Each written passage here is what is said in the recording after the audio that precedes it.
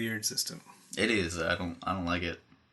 And I hate that Steam has so many things like that where it's like, oh, you can buy the game through Steam, and then you go to buy it, and it's like, oh, by the way, you also have to download the developer's software for it, like with EA games. Yeah, it's like if you bought Battlefield and all that stuff like through Steam, you now have to download Origins and all that.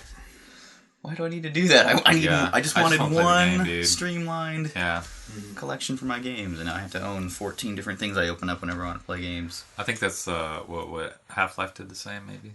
Or Half-Life is worse. Half-Life is through Steam. It's made through Steam. Yeah, but they you get Half-Life 2, and you also get Half-Life 1, 2, 3, 4, 5. You get all these other Half-Lives and the little tiny things. And, yeah. Is that Half-Life 3 confirmed? No. Yes. Yeah, confirmed. It's already out. You didn't know that? Confirmed. Half-Life 3. Breaking news. Yeah, we found out just right now. That's actually what I was doing just now on my phone. I was liking Kotaku and IGN, and they just were like, Half-Life 3 confirmed. Right. Perfect. There it is, Is anyone excited for that still? I don't care. I think it's like the Half-Life games. It's become like it's become such a meme thing. Like, to me, it's a good shooter, but it was just a shooter. You know, first-person shooters to me get boring pretty much right away because it's the same thing.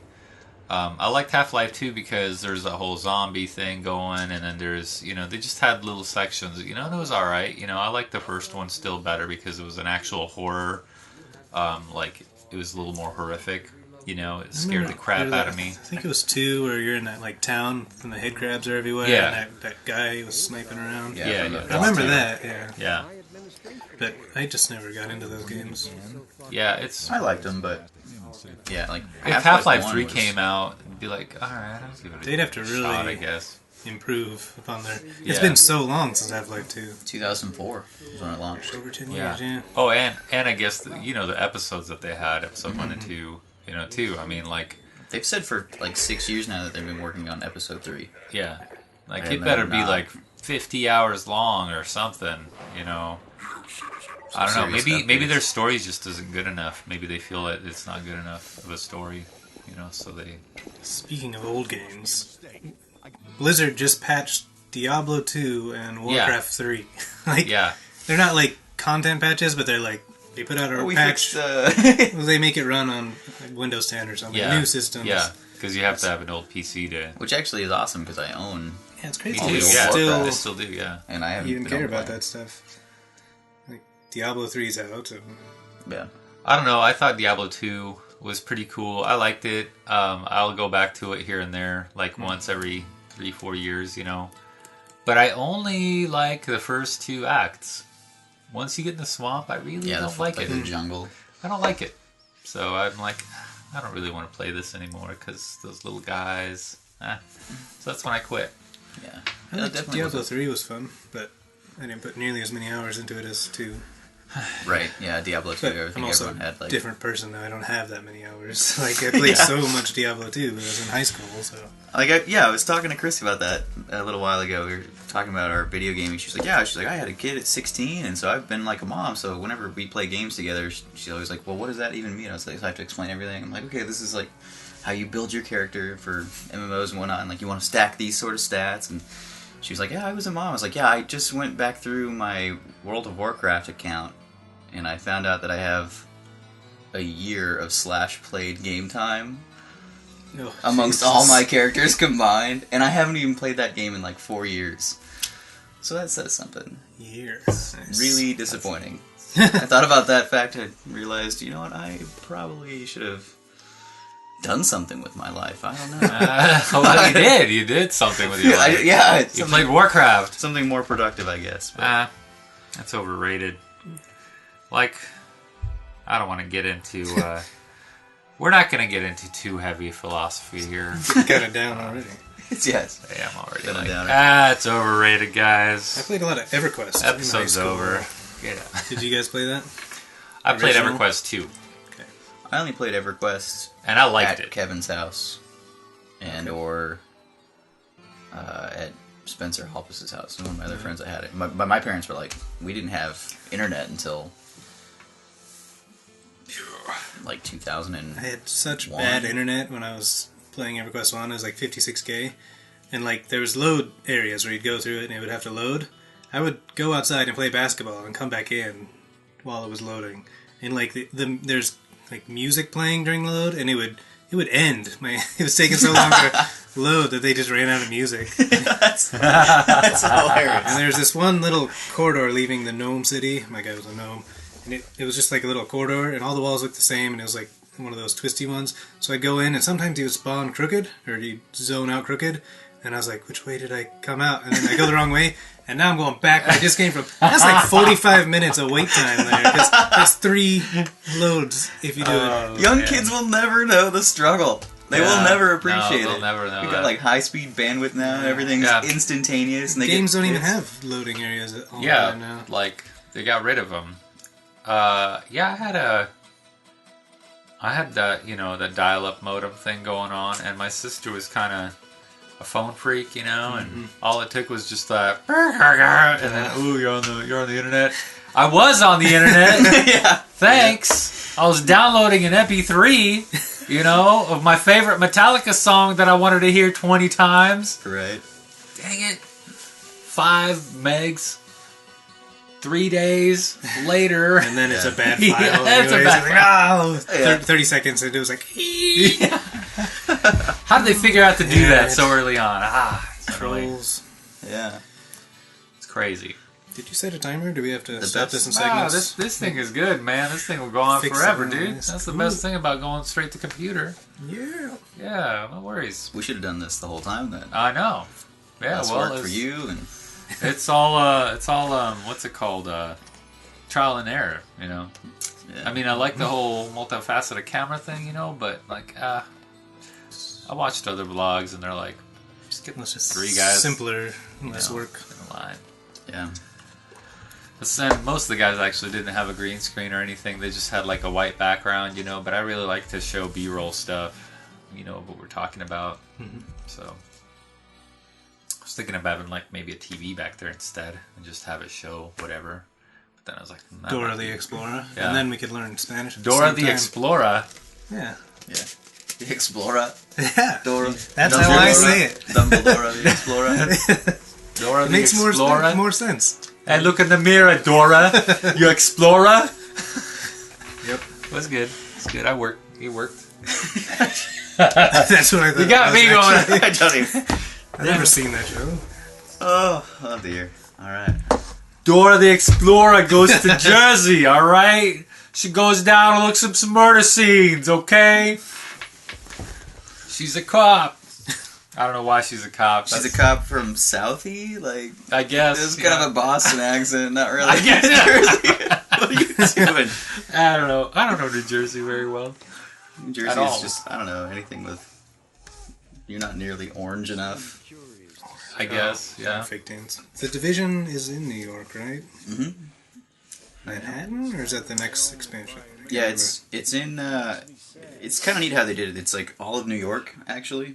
And then, depending on your level bracket, like here's where you quest and do these missions for like levels 1 through 5, 5 through 9, 5 through 9, 10 through whatever. So it's got like, it's like Manhattan, Hell's Kitchen, Garment District, that was weird. Yep. Yeah, Hudson Bay and like, all these, like, so it's a bunch of different like zones, and then the dark zone is like the heart of New York City. No man's land. I appreciate that, those kinds of zones, but I don't like them. I've never liked level zones where like you're only like hunting level 1 through 5 here, and then you never revisit those zones again. Well, they actually defeated that because now, once you go through it, you can then redo it at the end content, re-go through everything on hard, and they basically make everything elites. Dark Souls 2, maybe? You could like, upgrade each individual area for the bonfires, right? Yeah, but, even then, I mean, there wasn't, like, Dark Souls wasn't level-based, as far as, like... it wasn't scaled. There wasn't, you could go to some... You could skip right to an end content area, or, like, towards the end, and still... as a low level, and still, kill whatever, or not, it doesn't matter. And then there's areas where, you go in and you're going to get massacred because you're just not strong enough or experienced enough. But I think it's more, Dark Souls is really like, it's really unique because what you think is a hard boss or something, like, oh man, I'm not ready for him, I'm not high level enough. Well, that's not really true. It's the fact is that you're not good enough to play against that. You as a person actually have to level up. Exactly. You as a person have to really get your skills going on because I mean, there's people that run through that game level 1, beat it without ever leveling. No leveling runs. Yeah, and it's all based on skill. It really is. It's just like I'm going to put Sword Art Online into this because that anime is kind of like that. It's skill-based, and I like that. And I like that about Bloodborne. Not every enemy was completely doable, completely defeatable. Just it can take some time, So, but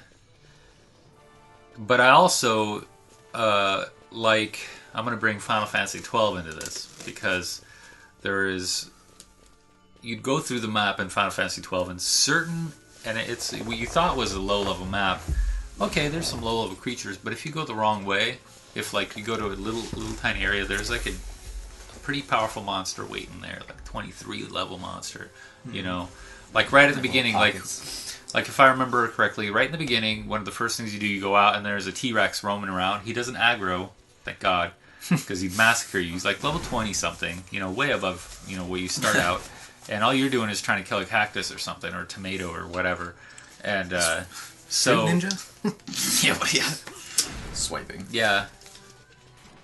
But that's kind of what I like, is I like going back to those areas and revisiting, because I feel like I've played so many games where it's like that, where it's just little areas or level based, and you never visit them again, because there's no more intrigue, there's nothing, left in there to discover. The developers spent so much time on that area, and then you just, once you're done, it's like done. Dragon Age Inquisition, most major areas there's like a dragon that you can fight. I think there's 10 total. So even in the first area, if you go all the way through like to the very far end of the zone, there's like a dragon sitting there. Yeah. And he's super high level. You can't beat him till later in the game. But I remember happening upon a dragon fighting a giant. Did you happen upon that? Yeah, that was a cool. That was awesome. I was like, whoa! Cutscene. It was like it was all real time happening in there. Yeah. I was gonna help the giant, but then they kind of dispersed and flew away. I don't know if the dragon killed the giant or not. I didn't see what happened. I can't remember the results of that, but I think there's a quest involved. There's a quest with there somehow. Yeah, like leads you up to it. Yeah, it was kind of cool. And that's what I liked about Inquisition is there is like, whoa, I got to come back here because they got skulls above. And it's also each zone has like different leveled areas, so and you have to kind of go through. Yeah. Yeah, there's a balance in there of like, but scaling, like Skyrim is like it just wherever you are is where you can be, and that can also be boring and annoying. Yeah, so there's a balance somewhere where like this zone can be. Like, isn't it Skyrim or was it Oblivion that you got a high level, you're high level enough, and then like certain enemies just completely disappear and are replaced by other high level enemies. Like one of those trolls are prevalent, all of a sudden. Yeah, I do remember that, but I can't remember if it was Skyrim or Oblivion. I think it was Oblivion. I'm pretty sure. Because that was an issue with the broken leveling system. Is they had they got rid of. Place I went. Yeah, right next to my house. Oh yeah, right, makes sense. Yeah. I live in that subdivision, so you could have just grabbed me on your way and saved me. I guess I could have. Could have. Where you would have been awake earlier. Where is that? Palmer West. What is that? Yeah. Tanya's Perfect Cup. It's right before Three Bears, Palmer side. It's like on the frontage road next to Midtown Estates. Trunk. Okay. It's off. It's like a dirt. Yeah. Okay.